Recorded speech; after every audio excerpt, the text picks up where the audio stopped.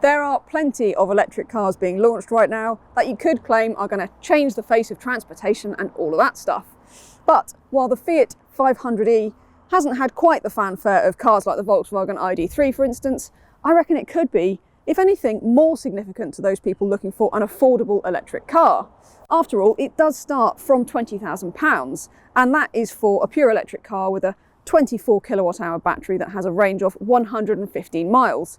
Now you can get a bigger battery, 42 kilowatt hour car that does up to 199 miles, and that costs from just £23,500. So I think that's really significant at how affordable that is. And after all, that means that it's competing with cars like the Volkswagen Up, the Seat Me, the Skoda Citigo and all of that lot, which are great cars, but are also the sort of car that you definitely buy with your head. Whereas this is a car that makes sense, but that you also might buy with your heart. Before we go any further, don't forget to subscribe to the CarGurus UK YouTube channel and turn on notifications so you don't miss any of our videos. So let's start with 5 things that you should know about the new 500e. And for a start, look at that. So it's badged 500e, but if you look on the public site or on the brochure, any of that stuff, its official name is the new 500. And that's a bit clunky, I reckon, but it's partly to differentiate it from the outgoing 500, which is going to stay on sale for the next few years at least, as the petrol option if you do want a normal combustion engine 500. So if you want the new 500, it's electric or nothing. If you want a petrol 500, you've got to buy the old car. Most electric cars emit a low-level hum outside the car to warn pedestrians. Fiat didn't feel that that was Italian enough, clearly, so the 500 plays some Italian music. Cute, but it's probably a good thing that it can be turned off. If you want to hear the music a bit better, or just enjoy some fresh air, the 500e Cabriolet lets you scroll the roof back in stages, and you can do it while driving around at town speeds too. It does cost over £2,500 more than the hatchback though. The boot in the 500 hatchback is hardly huge, but the boot in the convertible is, well, I mean, you will get a cabin bag in there. It will probably be fine for most people looking to get a 500, but let's face it, I mean, I've seen glove boxes bigger than that.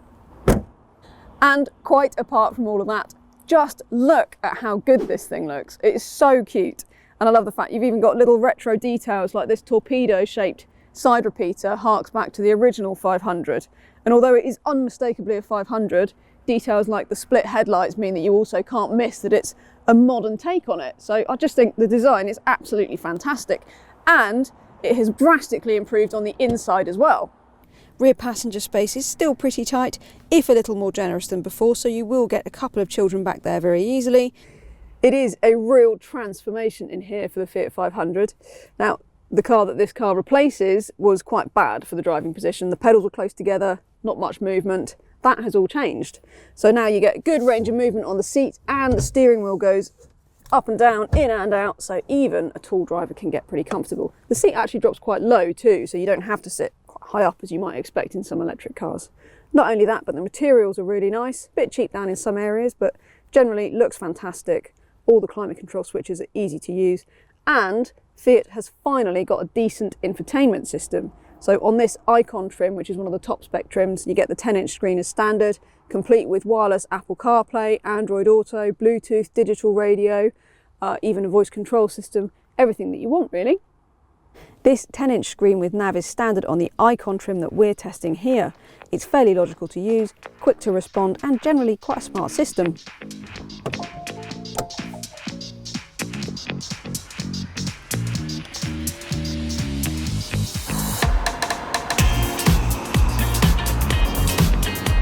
So that is everything you need to know about living with the Fiat 500e. So what's it like to drive? Well, it's good news on that front too, because I really like it. It does definitely feel more super mini than cars like the Peugeot E208, Vauxhall Corsa E, that lot, which are just a bit more grown up, I think. They're a bit happier on the motorway and that sort of thing. Which isn't to say that the Fiat is in any way kind of bad or even not reassuring on the motorway. It's just fine. I was on the motorway all the way down here and it's not a problem at all, but because it's got very light steering and because it's just a small car, you're quite conscious actually of sort of stubby little bonnet in front of you. You know, it's very narrow too, and it just feels like a junior car, and I think that's a good thing. I think it's good that this has not grown too much over the outgoing 500, and it's still a car that feels most at home kind of when you're nipping through town, down little narrow streets and that kind of thing. In that respect, it's absolutely perfect. Gets 117 brake horsepower in this 42 kilowatt hour car. The smaller battery car actually gets a bit less power, but I mean, even that lower powered car does 0 to 62 in 9.5 seconds, which is fine. This one does it in 9 seconds, and let's face it, I don't think anybody really cares about 0 to 62 in a Fiat 500e, do they? Most important is that it feels more than fast enough when you're just kind of getting out of a junction, you know, nipping onto a fast roundabout, that kind of thing. It feels more than within its comfort zone. It does have 3 different drive modes, so when you start the car it automatically reverts to just normal drive mode, and it feels pretty responsive actually. It's not bad at all. And then you stick it in range mode, and that is when it kicks in the brake regen, which is quite heavy actually, even in range mode. So it's verging on one pedal drive mode, but it bleeds in quite smoothly. I think you do need to get used to it. If you've not driven a car with brake regen like that before, it might be a bit of a surprise, but you will get used to it quickly enough, like I said, because it's fairly intuitive. And then you can stick it in the rather wonderfully named Sherpa mode. Now, Sherpa mode is the ultimate in extending the range of the 500 if you really want to kind of eke it out. So if you stick it in Sherpa mode, it will turn the climate control off and it limits your top speed to 50 miles an hour. So it is a bit extreme. You can override the climate control aspect of it though, which is nice. And in that mode, you really do get the longest range you're possibly going to get. You will probably actually see well over 200 miles even in real world driving if you're in Sherpa mode, but as I said, because it's that restrictive in terms of the top speed and that kind of stuff, I don't think many people are going to bother. I think range mode is quite a nice happy medium. And on the subject of range, so the real world range in the 500, I've found, I mean, we're getting 160 miles fairly easily, even with a bit of motorway stuff. So I can't really complain about that. I think that's pretty decent. I would say that I think in summer conditions, if you're spending more of your time around, you know, suburban roads or in town, then you're probably going to see close to that 200 mile claimed range. But winter and motorway miles will always drop the range on any electric car, and I think it would be reasonable to say that you're going to see more like 130 miles out of the 500e. If you're going on a solid motorway journey and it's quite a cold day, then I think that's likely what you're going to be working to before you want to find a plug. So all in, I think this is a really, really good little car.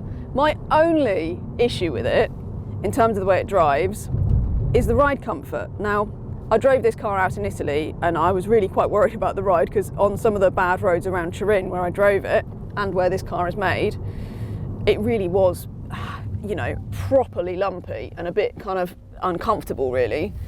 Out here in the UK, I'm a little bit more impressed actually. It's not as bad as I remember it.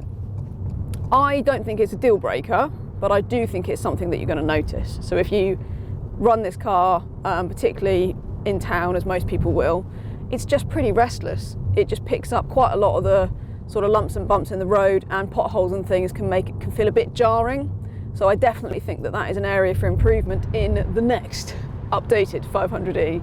The only thing I would add, this test car is on 17-inch wheels, which are the biggest wheels that you can get on the Fiat. So I reckon if you go for a model that gets the 16-inch wheels, I think that might improve it quite a lot, but I haven't driven it, so I can't really speak for it. But other than that, I just love it. I really like the way it drives. I think it looks fantastic. And I just love the fact that it's a very charming, desirable car, despite the fact that it also makes so much sense. And I think you can't really argue with that. Charging speeds on the 500 are very competitive too. The CCS socket is the European standard and is compatible with the vast majority of public chargers. And the 24 kilowatt hour car charges at a max speed of 50 kilowatts, while the rest of the range manages 85 kilowatts. That means that you'll get an 80% battery in around about half an hour in the smaller battery car, while the bigger battery will take more like 43 minutes to an hour. Plug into a dedicated 7 kilowatt home wall charger with the standard Type 2 cable provided, and you will have a full charge in around about 7 hours at a cost of some £6, or that time and cost will nearly half if you have the smaller battery.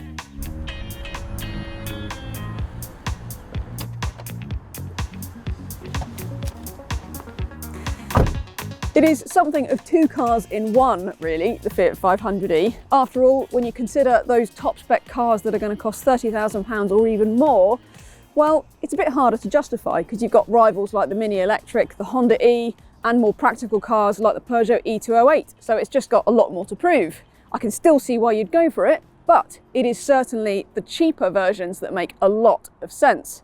And I think it's those cheaper versions that could really sell well to a lot of people, because with a long-range car from £23,500, it looks this good, it's charming to drive, really easy to live with.